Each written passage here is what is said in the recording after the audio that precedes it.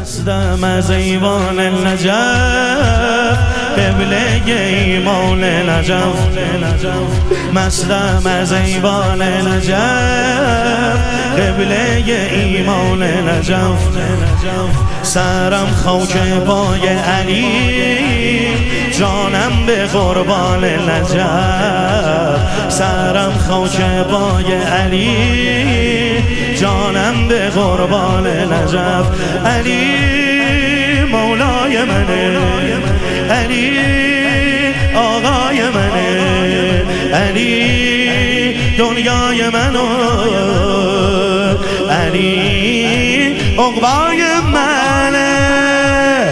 سینه زن ماشالله علی قولی علی گلا علی قولی والا علی یاسین علی توها علی گرش معلا علی هرسو علی گرجا علی امروز و فردا یا علی مولا یا علی مولا یا علی مولا یا علی مولا یا علی مولا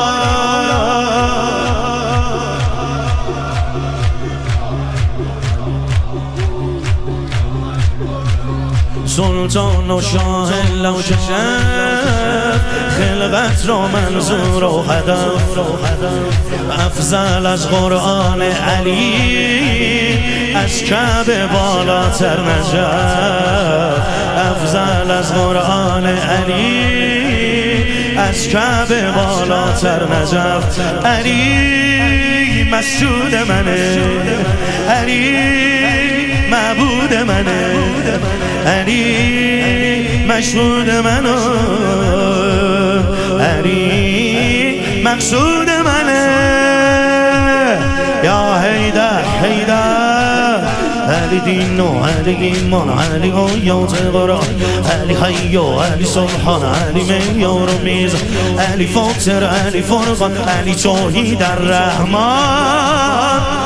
یا علی مولا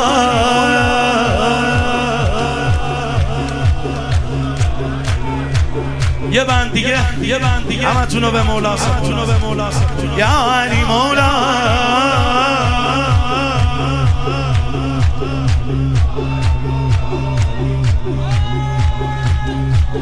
ای بوده ازل تا ابد ای فرد و یکتا و احد ای بوده ازل تا ابد ای فرد و یکتا و احد یا عین الله ناظره مظهر الله صمد یا عین الله ناظره مظهر الله صمد علی رزاق منه علی خلاق منه علی رزاق منه علی خلاق منه علی میثاق منو علی مصداق منه یا الله علی باطن علی ظاهر علی اول و آخر علی غایب علی حاضر علی بینا و ناظر علی مصدر علی صادر علی قهار و قاهر